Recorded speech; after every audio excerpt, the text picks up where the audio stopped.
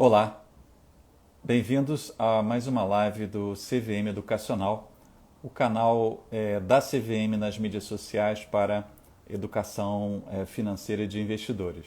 Hoje nós teremos uma live em especial para nós durante a Global Money Week, onde nós vamos tratar de um tema muito importante para a CVM, que ganhou muita atenção nos últimos anos, que é a nossa atuação em finanças sustentáveis, que tem sido realizada de diferentes formas. A gente tem aqui hoje o prazer e a honra de ter uma especialista no tema com longa experiência e também que se juntou à CVM recentemente aí, com a sua, com seu vasto conhecimento e também experiência na área das finanças sustentáveis, que é a Daniela Bacas, que é uma advogada do BNDES e que, por meio de um mecanismo de cooperação entre os órgãos, algumas pessoas estão aqui colaborando com a CVM e a Daniela tem atuado tecnicamente nas ações de finanças sustentáveis, especialmente de finanças verdes e em temas de disclosure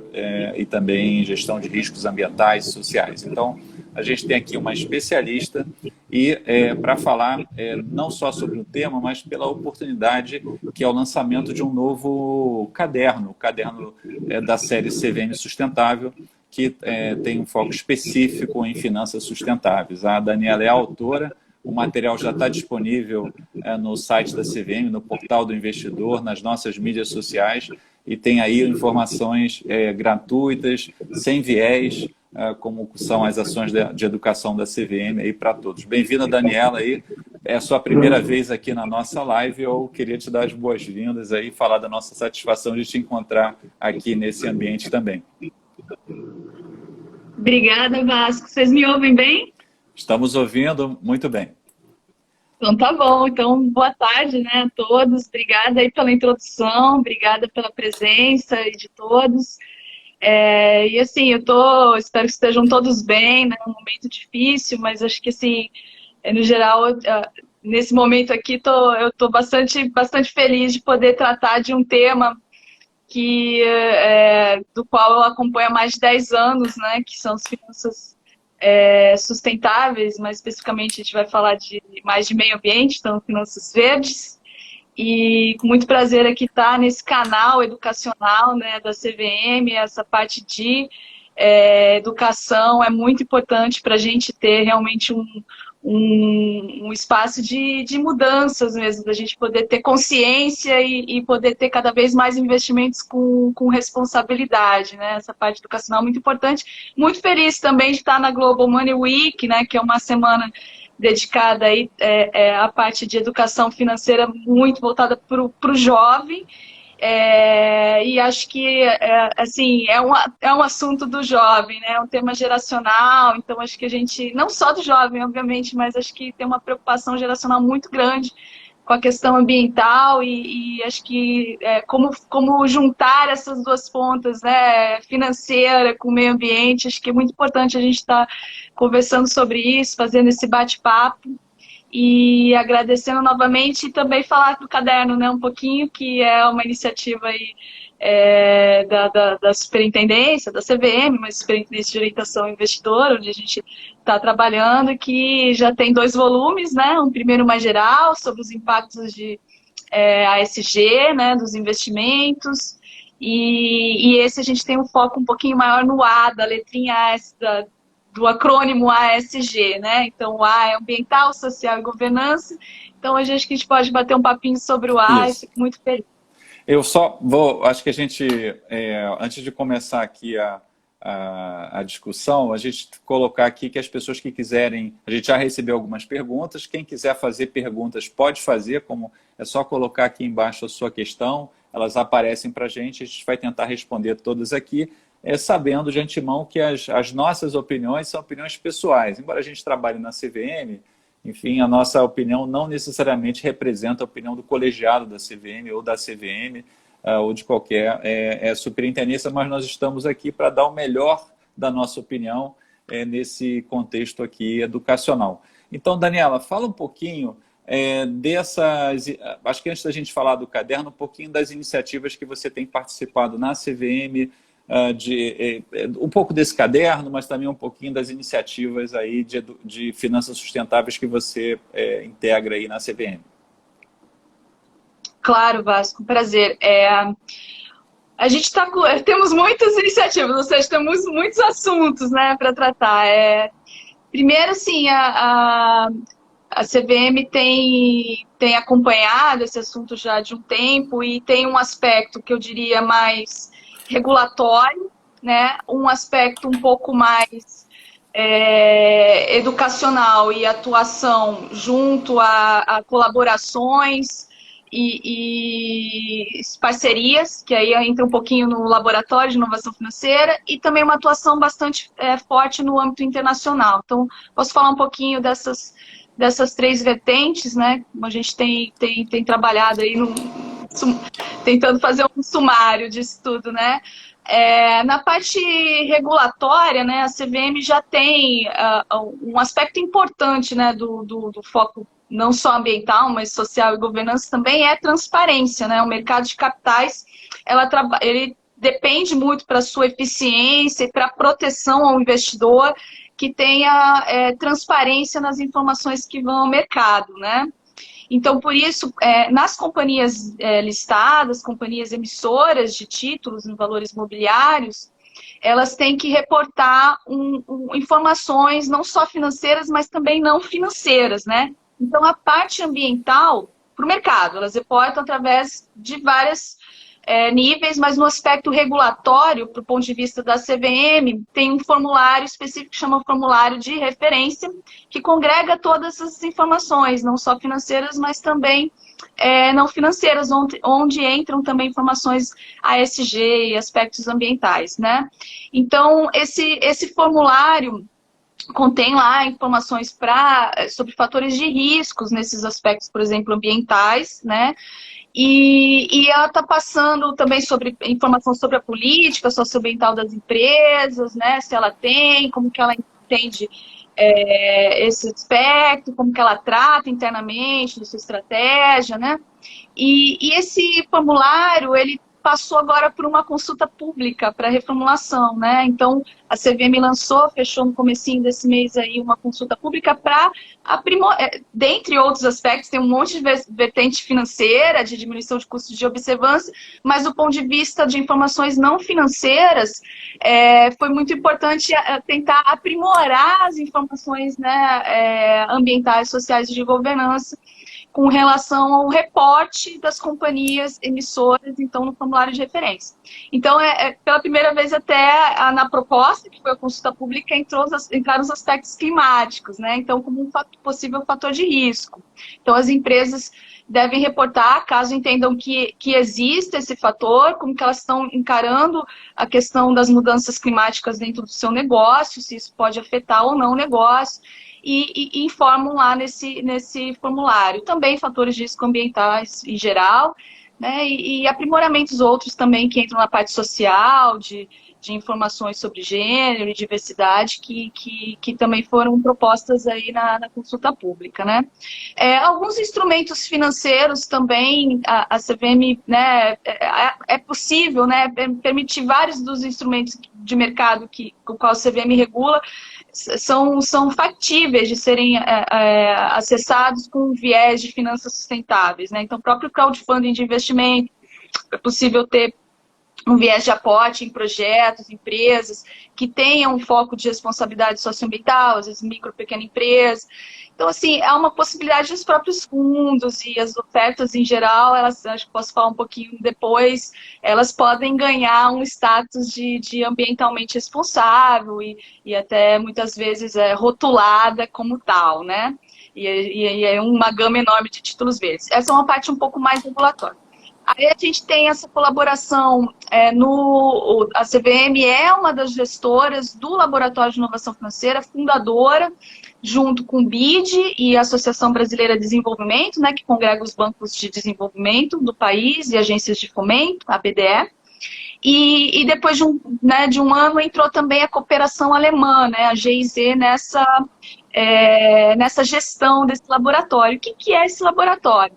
Ele não é uma entidade jurídica, né? Ele não é uma pessoa jurídica, mas ele é uma conjunção de esforços para que sejam fomentadas as finanças sustentáveis no país. Então, ele é realmente um fórum de discussão, né? Tem essa gestão, né, em 4 partes aí, né, dessas 4 partes que eu falei, mas ele é formado por mais de 200 instituições que estão lá no dia a dia participando dos debates. Isso que é o mais importante, mais interessante do laboratório, né, que tem muitas instituições que participam, colaboram nos mais diversos grupos de trabalho do laboratório, que visa aí entender como fomentar as finanças sustentáveis, eliminar as barreiras, detectar quais são essas barreiras e tentar eliminá-las, fazer divulgação, disseminação de conhecimento. Então tem muita publicação do lab, tem muito webinar, né, tem essa parte educacional também importante, e até projetos pilotos, iniciativas em que são testadas, né, a parte de estruturação financeira. Então, um trabalho colaborativo bastante importante, tem vários grupos de trabalho.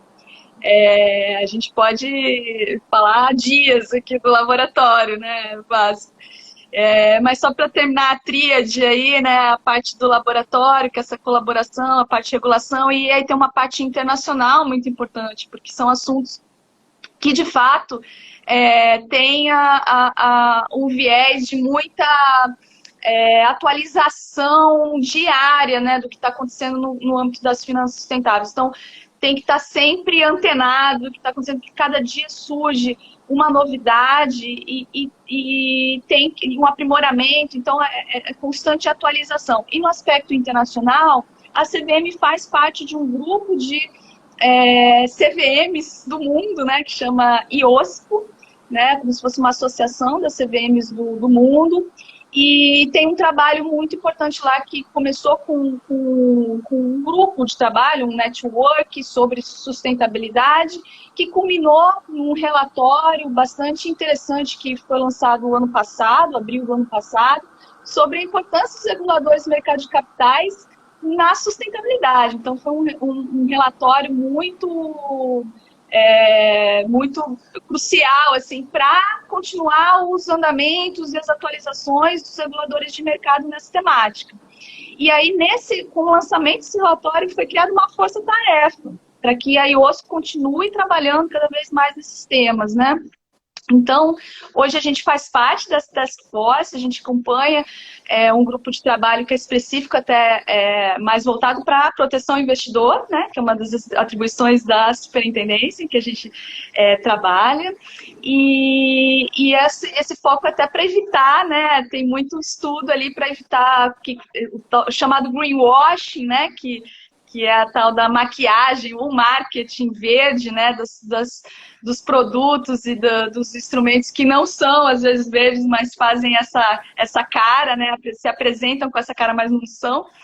E então tem um trabalho de estudo muito grande da IOSCO em que a gente participa e um trabalho interessante que deve ter um relatório ainda esse ano também que a gente possa apontar vias de aprimoramento, né, no campo não só regulatório, mas educacional como um todo de proteção ao investidor, né? Acho que você resumiu muito bem assim, uma síntese com um overview, acho que das principais frentes, e eu queria só dizer que essa atuação da CVM, claro que esse é um tema importante, mas a atuação da CVM é uma atuação aí de proteção do investidor, né? Então, para garantir que as informações sejam prestadas e, portanto, sejam de forma completa, fidedigna, enfim. E também um trabalho que a CVM tem que ter, que é um trabalho de manter a competitividade do mercado, porque os investidores internacionais, institucionais, por razões diversas, buscam ativos, né? Buscam investimentos verdes ou sustentáveis. Então, o mercado brasileiro ter essa possibilidade são mais opções para que os investidores apliquem no Brasil e, portanto, ajudem o nosso desenvolvimento. Então, é também uma questão de desenvolvimento. Mas eu acho que talvez a gente pudesse passar aqui, já que você deu essa visão da CVM, você podia falar um pouquinho por que se fala tanto agora nessa relação entre meio ambiente e mercado financeiro, né? Como ocorre essa relação e quais são as perspectivas? Assim, às vezes as pessoas não entendem que não são só as suas decisões de consumo que influenciam, por exemplo, as decisões de oferta de produtos, né? Produtos, bens de consumo. Mas também as suas decisões de investimento, elas têm um papel nisso. Se você puder fazer essa conexão aqui para o investidor entender esse seu papel? Claro. Justamente, a gente até nesse primeiro caderno, nesse segundo caderno, a gente tentou voltar um pouquinho no tempo, né, de uma maneira breve, para entender a própria relação econômica, né? Acho que a gente está falando de investimento, a gente está falando dentro da economia, entender qual que é o reflexo, né, de meio ambiente com a própria economia aí para passar para a parte do setor financeiro, os investimentos e a oferta de produtos financeiros. E acho que tem um cronograma, né, uma cronologia muito interessante nisso, porque desde a década de 70, 80, se fala muito, né, quando se começou a falar muito de poluição, de tentar proteger o meio ambiente, vieram alguns acordos internacionais, tratados, legislações, né, com normas técnicas sobre o meio ambiente, que tem um viés de que a poluição, né, em geral, a agressão ao meio ambiente, ela causa danos, não só aquele que está fazendo aquela atividade, né, ele transborda, né, então se você pescar todos os peixes do rio hoje, amanhã não tem nem mais para você, nem mais para o outro colega, né, assim, num exemplo muito simples, muito singelo, mas assim, há reflexos da atividade econômica real, né, das atividades industriais, da agricultura, toda atividade, né, da economia acaba tendo um impacto. Então, quando começou esse movimento de proteção, de ter licenciamento, exigir parâmetros técnicos, era com esse viés muito de, olha, vamos tentar evitar maiores danos e vamos exigir uma conformidade, né, que no inglês fala-se compliance, né? Então, começou a ter muita legislação e as indústrias, as atividades econômicas tiveram que seguir, fazer licenciamento, cumprir e tudo. E onde que isso esbarrou também? No setor financeiro. Por quê? Porque se você financiava um banco ou, né, um investimento, começasse a financiar instituições, né, empresas, e que não estavam cumprindo com esses normativos, né, de conformidade, de padrões técnicos ambientais, você também estava se expondo, né, com algum tipo de risco, porque essa indústria, essa empresa, ela poderia ser imputada em algum dano ambiental e poderia ser responsabilizada e, portanto, ter que arcar com prejuízos, né, do dano ambiental para a comunidade, para os órgãos de controle, Ministério Público e o aparato, né, estatal e, eventualmente, danos individuais, mesmo que isso fosse causado. Então, aquilo acarretava também um prejuízo econômico, né? Não tinha só um prejuízo para o meio ambiente, para a sociedade, mas também poderia refletir financeiramente, né, na performance daquela companhia.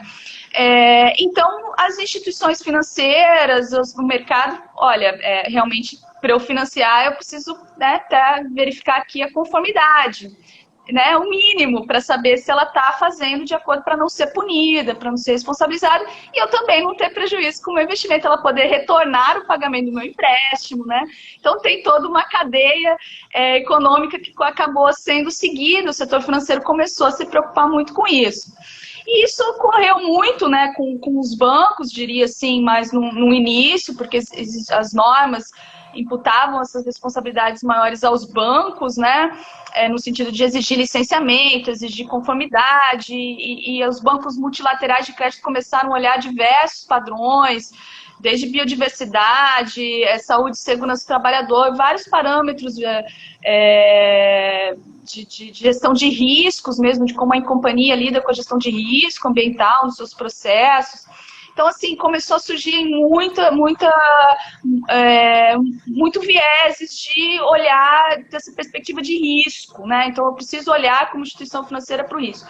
Isso espraiou para o mercado de capitais também, né? Quer dizer, o investimento de um investidor, investidor institucional de maior porte, eu preciso olhar aqui se essa companhia que eu estou colocando, né, um dinheiro, um volume de recursos enorme, ela tem conformidade também, porque se ela tiver que arcar com prejuízos, né, de dano ambiental, eu também vou ter uma perda na carteira, né?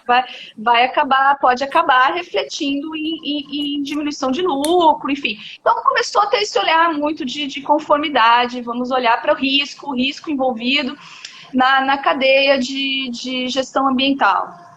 Mas aí, o que a gente tem percebido, né? E aí já é um movimento mais dos últimos anos, né?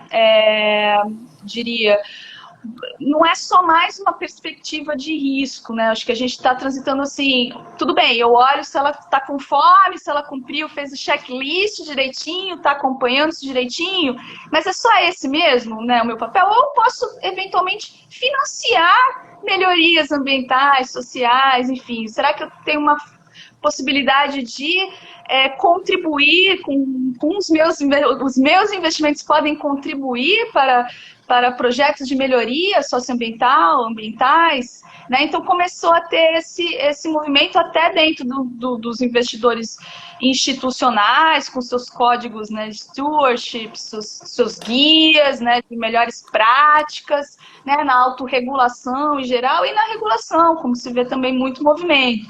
Então, aí começou a ter a gente sai um pouquinho desse espectro só checklist, risco, e eu posso ter perdas, mas também para o viés como os nossos investimentos, nossas decisões de investimento podem trazer melhorias, que esses recursos sejam canalizados para investimentos com responsabilidade ambiental e projetos ambientais efetivamente.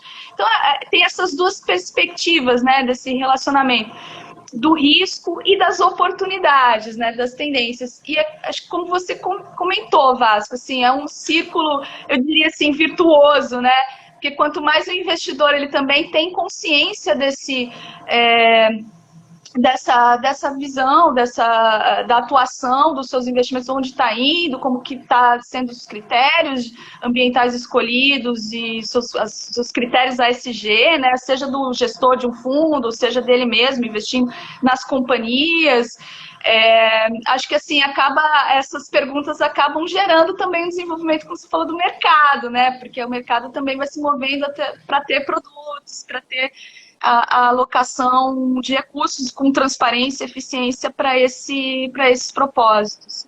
Eu acho que é muito boa essa visão geral, como você atua na área já há algum tempo e acompanhou esse movimento, essa evolução, acho que você deu aí assim, em linhas gerais, como o foco foi mudando, né? E eu queria comentar também que a gente fez esse material vou pensando no investidor, pessoa física, né, que quer fazer o investimento, quer olhar, quer entender um pouquinho, quer entender um pouco mais. A gente detectou em vários lugares no mundo que, especialmente algumas gerações mais novas, consideram mais esses fatores ambientais e sociais, ou querem considerar nas suas decisões de investimento, mas também existem os investidores institucionais, né? Aqueles gestores que fazem isso de forma profissional, que têm recursos de terceiros e que às vezes têm que cumprir também as suas próprias obrigações no seu país de origem. Na Europa, por exemplo, isso eu pude perceber em diversas reuniões lá dessa network, a grande preocupação dos países é com mudanças climáticas. Então, naturalmente, até em alguns países existem mais obrigações, eles de fato estão propulsionando. Essas mudanças ocorrem na economia, né? Ou é porque você tem alguns carros diferentes, ou, enfim, a legislação, que eu acho que bem em linha com o que você falou, mas também ela está se aprofundando no sistema financeiro e, portanto, nas opções que muitos gestores têm que fazer. Então, como a gente está falando de investimento, você podia dar alguns exemplos assim, de como é que as finanças sustentáveis se materializam em instrumentos financeiros, né? Porque tem a questão do emissor. Esse emissor, qual é o comportamento dele? E tem outra questão que é esse instrumento. Como é que é esse instrumento financeiro aqui, esse título, né? Esse valor mobiliário que eu estou investindo? Você pode dar alguns exemplos para quem está nos ouvindo? Claro, com certeza. Até acho que assim, depois, vamos dizer assim, do Acordo de Paris, em 2015, esses instrumentos começaram a ficar bastante mais, vamos dizer assim, mais usuais, né? E cada vez mais tem se buscado, porque os países assumem compromissos, né, de mitigação, da questão climática, e acaba tendo que investir, né, tendo que ter instrumentais para escoar, fazer fluir os recursos financeiros para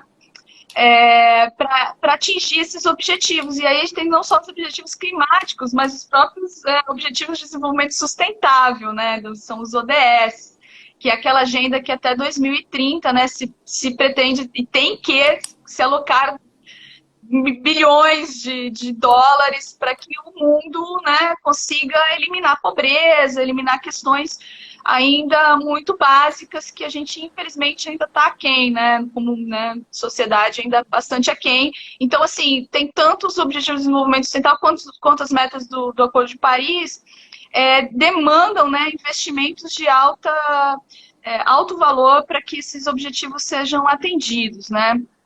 E aí a gente vai ter, como você disse, uma série de instrumentais para isso. E em 2015, até um pouco antes, começou a surgir essa história do Green Bond, né, do título verde. E com isso, e com o Acordo de Paris, eu acho que se intensificou bastante, que é um tipo de instrumental financeiro que tem se usado muito para carimbos ou para rotulagens e para projetos, atuação em investimentos ambientais, né? Então, do ponto de vista de títulos verdes, né? Eu acho que assim teve um boom muito grande. E o que é, né? Como que pode ser feito? O que é um título verde, né? São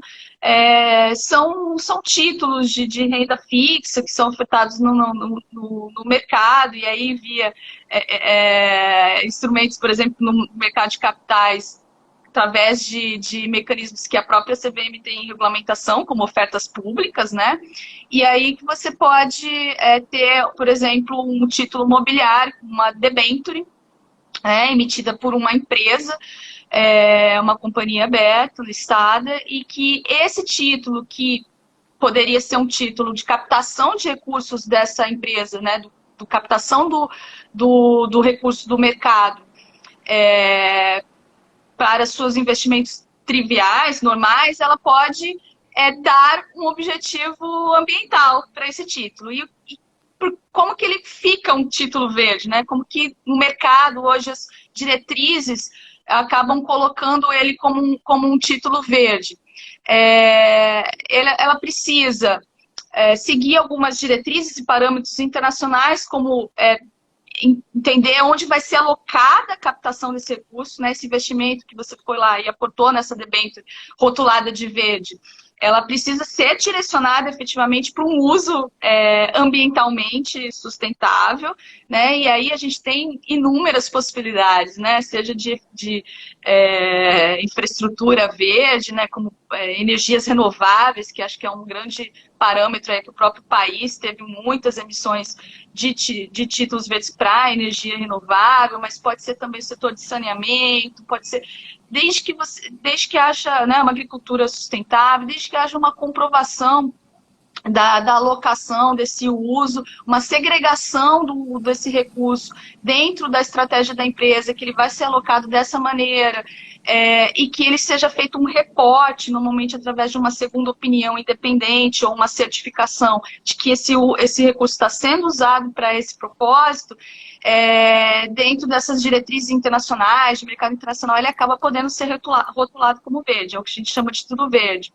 Pode ser tanto um debenture, como pode ser um certificado de recebível de agronegócio, que também é um título de securitização, o certificado de recebível imobiliário também, quando destinado a algum parâmetro atrelado, alguma questão de energia renovável também dentro da parte imobiliária, pode ser também titulado. Então, assim, tem grandes possibilidades no mercado, no mercado de capitais e no mercado de crédito também, diversos instrumentos aí que você pode ter uma característica verde, né? E tem acontecido também... Desculpa, Vasco. Não, desculpa, fundos também, né? Não sei se você ia falar, você pode ter um fundo de investimento, né? Exatamente, eu ia falar agora. Além da oferta de títulos, de valores, de títulos verdes, a gente também vê até um crescimento bastante amplo ultimamente de fundos de investimentos que acabam tendo uma destinação ASG, ou especificamente aqui falando ambiental, né? Então, as possibilidades de fundos são enormes, né? Acho que tem várias outras CVM educacionais aqui falando sobre fundos e material sobre isso, mas pode ser um fundo de direitos creditórios que justamente tem a sua carteira de ativos, por exemplo, títulos verdes, né? E até a CVM também está com uma consulta aberta, né? Essa oportunidade de dizer ainda aberta para comentários sobre uma rotulação, né, de um FDIC, né, que é o Fundo de Investimento em Direito Creditório Socioambiental, né, que pode ser verde. Então, assim, tá com essa chamada aí pública para comentários em aberto. Então, existe essa possibilidade de ter fundos com a sua carteira de ativos voltada, né, para propósitos de projetos ambientais, no caso, e também até fundos de mercado, mesmo de multimercado, que olhem, né, que não sejam FDICs, mas que olhem dentro da sua estratégia, né, de investimentos que olhem para critérios ambientais. Então, assim, entender ali na informação do fundo, né, nas suas informações, como que é essa avaliação desse critério, como a escolha do seu ativo, ele realmente pode ter um propósito bastante de evitar riscos, né, não só de evitar riscos ambientais, mas também de promover melhorias ambientais através dos seus investimentos. E aqui eu acho que, para quem está acompanhando, assim, não é uma coisa só de regulação, é uma coisa também de autorregulação. Por exemplo, a Ambima, que é essa entidade que a gente chama de autorregula os fundos, né? Uma entidade ali que os gestores estão numa associação, estabeleceram regras que eles cumprem, é um parceiro da CVM na supervisão. A Ambima tem, por exemplo, uma categoria de fundos que se chama sustentabilidade e governança. Então, são fundos que seguem, e claro, existem as classificações da CVM, quantos fundos, mas a indústria tem as suas próprias, que as complementam. Então, é um fundo de ações que investe em companhias com um diferencial de governança, mas também um diferencial de sustentabilidade. Você pode achar isso no site da Ambima, por exemplo, essas informações, se você quiser pesquisar. E uma notícia que não é o tema aqui de hoje, mas eu vou colocar porque a gente teve há 3 semanas uma live, ou 2 semanas uma live sobre isso, sobre BDR, e a nova regulação de BDRs trouxe muitas novidades, né, para o investidor de varejo.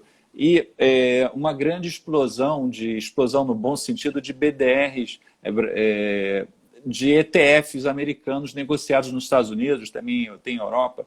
E o interessante é que os primeiros dados indicam que dos 8 BDRs mais negociados na Bolsa, hoje baseados em ETF lá fora, 3 são de ETFs que atenderiam critérios ambientais e sociais. Então, a gente vê que o investidor já começa a procurar esse tipo de ativo, né? Já existe essa demanda. E, então, tem muitas opções. A Daniela falou aqui das debêntures, enfim, mas e aí eu falo das debêntures de infraestrutura, né? E no ano passado o próprio governo reeditou, né, a norma, criando as debêntures incentivadas verdes, né, que são debêntures para projetos de infraestrutura, mas que sejam considerados aí em áreas como eólica, saneamento, né, enfim, para financiar aí a sustentabilidade no nosso país. Eu só fiz essa ponte aqui porque eu lembrei da outra live que a gente falou exatamente de BDRs. Mas você pode falar também um pouquinho quais são os temas de meio ambiente assim, recorrentes no mercado? Que temas as pessoas estão olhando mais quando pensam para essa agenda verde no mercado de capitais financeiros? Claro. Olha, sem dúvida nenhuma, eu acho que a questão climática, acho que é um ponto que hoje está central na preocupação financeira mesmo, né? Nas discussões financeiras, de associações financeiras enfim, como lidar com a parte do risco, aí nesse caso, né, de risco climático, mas também com uma ponta sempre pensando nas oportunidades que elas advêm, né? Então, assim, até em 2017, teve o Financial Stability Board, que é um fundo de estabilidade financeira, uma comissão de estabilidade financeira que reúne várias autoridades financeiras internacionais, né, do mundo inteiro, né? O próprio Brasil faz parte do G20, então é um fórum naturalmente econômico e financeiro, né, de discussões, e eles lançaram até em 2017 algumas recomendações sobre a questão de divulgação de risco financeiro climático, né? Que se chama, aí na siglinha em inglês é TCFD, né? Que é Task Force on Climate Related Disclosure. Mas, assim, o que isso significa na prática, né? Significa que, na verdade, as autoridades financeiras estão olhando para os aspectos climáticos com algumas recomendações de transparência, de estratégia, de governança, de tentar ter métricas e tentar ter indicadores que contabilizem e que mostrem, né, a fotografia, né, e a evolução do setor financeiro na parte climática. Por quê? Porque, mesmo pegando o exemplo lá do peixe que acabou, né, na verdade, o que acontece na questão do risco climático?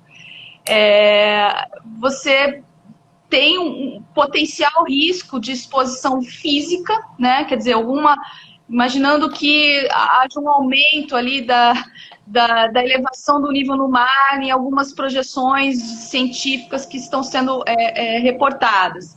Se você construir um porto hoje, né, com uma elevação menor do que aquilo que está previsto daqui 20 anos subir, aquele porto pode ter um dano daqui 20 anos, né? E expor toda essa infraestrutura que você está investindo hoje, né?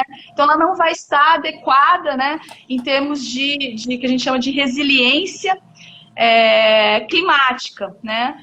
E também essa parte adaptativa, né? Como você fazer as infraestruturas, os projetos serem adaptados ao risco que vai ocorrer de aquecimento global, mas também você pode mitigar, né, essa exposição através de trocar projetos, né, que tenham emissões grandes de gases do efeito estufa por projetos que tenham menor impacto, e aí a tal da troca, né, das energias sujas pelas energias limpas, renováveis e tal. Então você tem uma exposição de risco, que a gente chama de físico, né, no que você investir pode ter esse risco físico de dano futuro, e aí uma perda para o setor financeiro que financiou, que investiu, aquela infraestrutura não vai conseguir se repagar, porque pode ter alguma danificação. E também um risco que a gente chama de transição, né? O que é o risco de transição? É que como todo esse movimento de regulamentação climática tem ocorrido, várias entidades no mundo, reguladoras, elas têm aperfeiçoado suas regulamentações e até justamente com critérios assumidos no Acordo de Paris, com metas e tudo, tem incentivos para os seus jurisdicionados ali fazerem projetos de mitigação e de menor impacto na questão climática. E aí acabam imputando, né, uma nova regulamentação, que é o que a gente chama de transição, para sair, né, da esfera mais emissões de gases de efeito estufa para uma mais limpa, né? Estratégias mais limpas. Então, a própria Europa hoje tem uma evolução grande nessa regulamentação de atendimento às questões climáticas, e acaba essa regulamentação impulsionando que alguns ativos e alguns projetos e alguns financiadores, no longo prazo, vão ter uma perda daquele ativo, porque ele não vai estar mais adequado à regulamentação atual. É o que a gente chama de risco de transição, fazer a transição para uma economia de baixo carbono, né? Então, cada vez mais tem sido apertada, né, vamos dizer assim, a legislação, e isso tem impulsionado até uma transição. Isso já se vê muitos investidores institucionais, né, Vasco, você comentou isso, transitando, né, olha, vou diminuir aqui o meu portfólio de portfólios de setores muito expostos a riscos climáticos, combustíveis fósseis, por exemplo. Então, tem grandes gestores de recursos fazendo essas declarações, tem bancos de multilaterais tentando fazer alguma transição também na sua carteira. Por quê? Porque aí todo mundo vai ter que, nessa task force, né, nessas recomendações, se a pessoa for abrir a sua carteira de portfólio, seus investimentos, e ali se ficar algo muito com um percentual muito amplo voltado para investimentos com risco climático, aquilo como vai ser percebido no mercado, né? Com alto risco, provavelmente. Então, cada vez mais ter esse disclose, né, o que chamamos de transparência, abrir essas informações dentro do setor financeiro é fundamental, né? Então, tem esse trabalho, são recomendações, né? Na Task Force não são impositivas, né? Algumas empresas adotam, algumas associações no Brasil voluntariamente já adotam, já estudam isso, os bancos já estudam há muito tempo. Mas, assim, é algo que é só para querer ilustrar aqui para vocês a importância que tem o setor financeiro como um todo está olhando muito isso, porque pode, lá na frente, ter um risco até, vamos dizer, sistêmico, né? Quer dizer, se todo mundo começa a investir em um monte de coisa, que depois...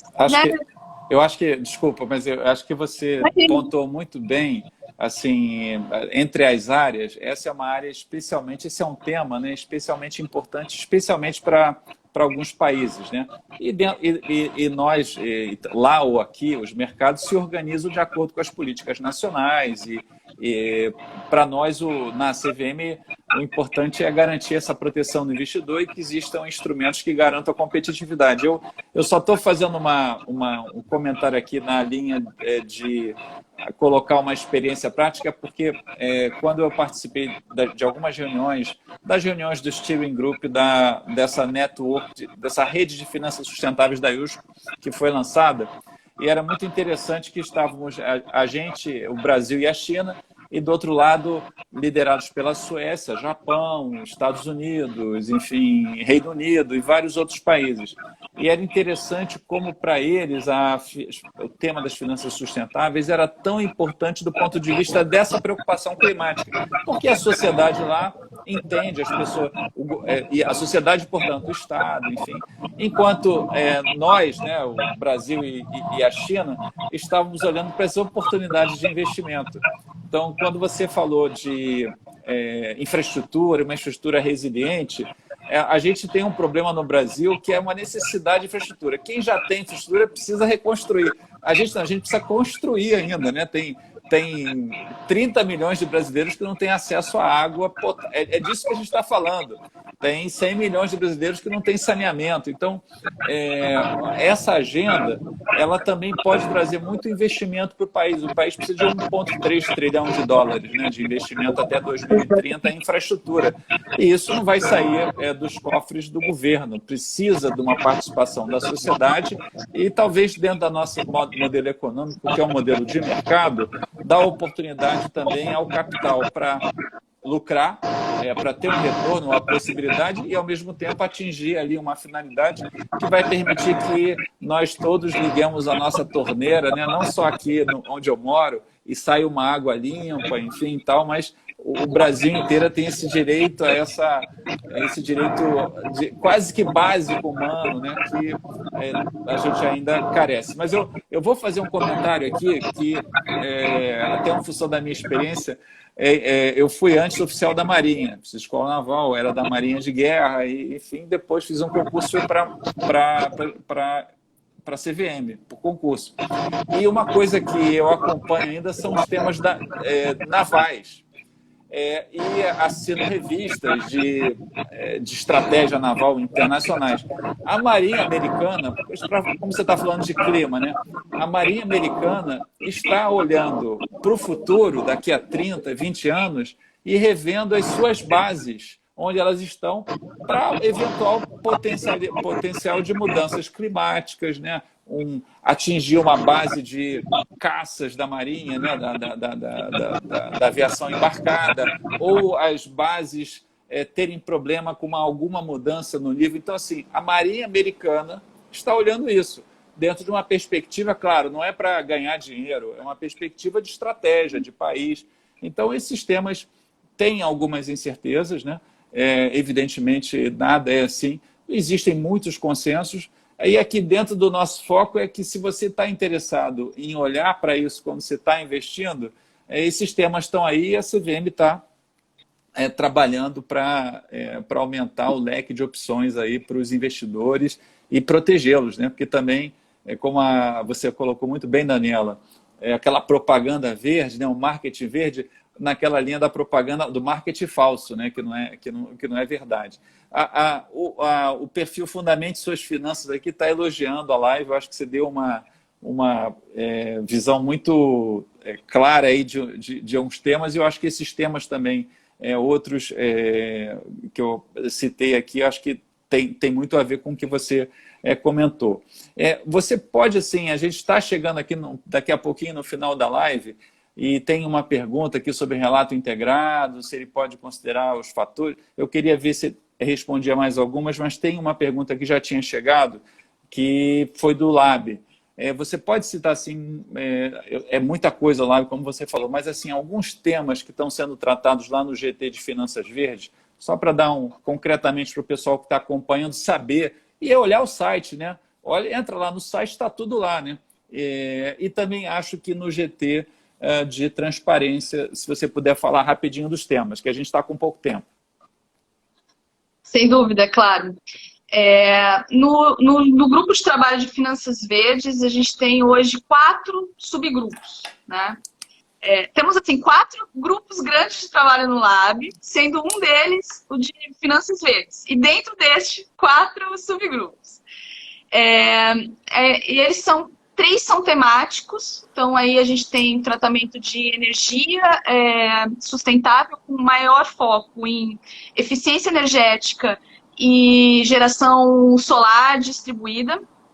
E aí a gente está rapidamente, assim, hoje olhando muito concretamente, assim, como estimular esses setores do ponto de vista financeiro, né, do ponto de vista de como alavancar recursos, mas quais são as barreiras ainda existentes para o setor de eficiência energética. Ainda são muitas, muito difícil financiar o setor, né, não é um setor, assim, ainda, né, com uma estrutura de né, grandes empresas. Então, assim, como que a gente pode fazer isso melhor e até atingir micro, pequena empresa, né, que também não só economizar com a eficiência energética, mas também ter um uso melhor, diminuir, né, o gasto energético, e isso é melhor para o meio ambiente. Então, assim, tem um pouco essa discussão, como criar esses instrumentos, como eliminar essas barreiras. Aí a gente tem um subgrupo de agricultura sustentável, e hoje a gente discute lá... tem um grupo que a gente está estruturando trabalhar um pouco com a bioeconomia, e até nem falei no tema anterior, eu falei de clima, mas acho que a biodiversidade e a bioeconomia são um foco muito importante hoje do setor financeiro como um todo também, do ponto de vista do ativo, né, que a gente tem muitas, a gente faz uso no dia a dia, né, da natureza, né, do capital natural e da biodiversidade. A gente depende dela. Então, assim, o quanto que ela ser impactada, quanto ela for impactada com isso, cada vez mais impactada, também nos causa um dano financeiro, econômico. Então, assim, uma preocupação grande de protegê-lo. E, além do mais, assim, no país, se pensar no Brasil, né, a gente tem um potencial aí, pensando nos potenciais de finanças, de uma capacidade de bioeconomia enorme, geração de negócios a partir da bioeconomia, tanto do ponto de vista da nossa biodiversidade riquíssima, né? Então, a gente está falando aí de eventualmente descobrir fármacos, de a gente ter soluções ali que protegendo, né? Protegendo a biodiversidade, que ainda pode trazer o rendimento, geração de emprego, né, para o país de uma maneira sustentável. Então, assim, tem uma discussão nesse grupo também que a gente trata de biodiversidade. Também a gente tem trazer alguns critérios ASG, né, para o setor, entender os critérios ASG para o setor da agricultura sustentável, quais seriam, a gente fazer como se fosse um mapa disso, ter um entendimento melhor de quais são esses critérios, como que a gente pode alavancar e fazer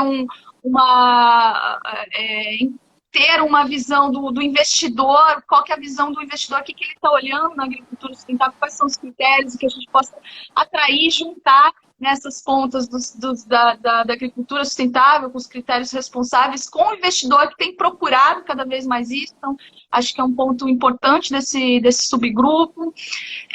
A gente também tem olhado o saneamento, né, que é um outro subtema nesse GT, que é, como o Vasco disse, uma super prioridade do país. A gente ainda está aqui, a gente precisa investir muito. E lá a gente também está entendendo como tirar algumas barreiras até para a promoção de títulos verdes na área, né?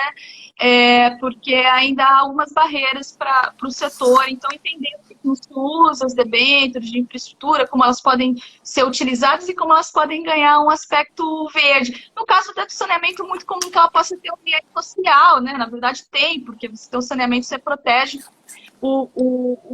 né, toda a comunidade ali beneficiada, né? Então acaba tendo um híbrido que eles chamam nos títulos, né, de sustentável, que é a junção do verde, a junção do ambiental com o social, que a gente chama de sustentável nos títulos. E tem um grupo transversal também, que a gente está trabalhando temas como taxonomias em finanças sustentáveis. O que é isso? Quais são as Daniela, eu estou preocupado da gente ser cortado pelo Instagram. Então, porque quando dá 60 minutos, a live cai. Então você pode concluir rapidinho só essa questão? Taxonomias em finanças sustentáveis, assim, como que são esses rótulos, as classificações, as atividades sustentáveis, também um pouco de mercado de carbono, entender o que está acontecendo no mundo, como a gente pode trazer esse tema para o país, alavancá-lo. E produtos financeiros sustentáveis, como ter outros produtos financeiros que a gente possa ter ideias e eliminar riscos e alavancar os investimentos ambientais. E o grupo de ESG, Vasco, o outro grupo do Lab, que é de transparência e ESG, vários temas. A gente trata lá de riscos climáticos, riscos sociais, tá? Também entender como que o setor financeiro olha para a parte social, quais são as fontes de dado, como pode olhar isso de uma maneira mais clara, como capacitar, como disseminar conhecimento também na questão climática, como ter uma integração de maior transparência, como a gente diz, no mercado é importante, como a gente pode aprimorar a transparência ESG no mercado. E tem integração dos fatores de gestão de risco dentro das empresas, das companhias e dos gestores de recursos também é um tema que a gente está sempre se debruçando. Basicamente é isso, bem resumidamente, que a gente está tratando. A gente tem aqui alguns comentários. A Miriam Ribeiro 90 perguntou se há a possibilidade de uma live com a CVM sobre o CVM educacional. Eu acho que a gente podia fazer isso sim, falar um pouquinho das ações que a gente tem em educação. Está anotado e a gente vai disponibilizar. A Trícia Pontes, também acho que uma professora, pergunta se a live vai ficar disponível no canal do YouTube. Nem todas a gente tem disponibilizado, a gente vai agora disponibilizar todas. Essa estará no YouTube. Ela está falando aqui que quer compartilhar com os alunos. Enfim... A Jaqueline aqui está dizendo que o Instagram mudou a regra. Agora a gente pode falar mais do que 60 minutos. Então, para a gente continuar, eu acho que é um sinal de que ela está gostando da live. Mas, enfim, a gente tem outros eventos também, então a gente está procurando não consolidar. Mas o que eu acho que eu tiro daqui a gente tem muito conteúdo na CVM de especialistas, né? A Daniela está aqui, a Carolina... Enfim, a Carolina Salarini e outras pessoas que estão trabalhando no Lab. Eu acho que a gente vai, então, trazer mais temas aqui, fazer uma trilha de conhecimento em finanças sustentáveis. A gente vai manter a nossa trilha de investimento de uma forma geral, com 2 lives por mês, mas eu já aqui me comprometo com vocês a fazer esse tema. E, enfim, a Daniela aqui vai ser uma peça fundamental nisso. Então, a gente vai ter mais oportunidade de explicar. Uma pessoa perguntou aqui se o relato integrado atendia os critérios ASG. Aí eu peço que dê uma olhadinha no site da CVM. No ano passado, a CVM aprovou por uma resolução, acho que é a resolução 14, se eu não me engano. 14. Resolução 14. Pois é, e lá aprovou uma regra do CPC para as empresas que quiserem publicar um relato integrado. E a gente já tivemos uma live aqui sobre relato integrado, pode ver no IGTV, mas de repente a gente coloca esse tema de novo.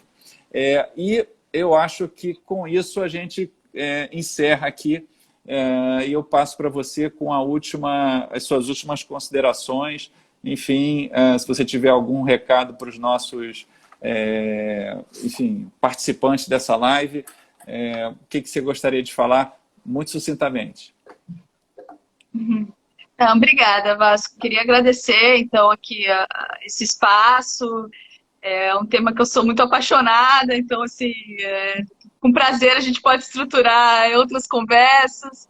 Estou à disposição e acho que, assim, essa interação é ótima, as perguntas são super bem-vindas, assim a gente aprimora, entende o que a gente pode fazer melhor, né? E acho que o tema, especialmente nessa questão dessa semana, eu acho que é um tema né, que a gente tem que se conscientizar, assim, como investidor de varejo, como cidadão, e tentar entender cada vez mais as implicações, né, das nossas decisões também financeiras. Eu acho que ficar com esse recado é importante, porque cada vez mais que a gente antigamente se perguntava no banco que investimento responsável você tem, a pessoa, que é investimento? Não se tinha resposta para isso, né? Não se sabia, o gerente do banco não sabe. Então, assim, é uma coisa que está crescendo cada vez mais e acho que é uma oportunidade do geracional, até do jovem que está aqui e acompanhando essa semana.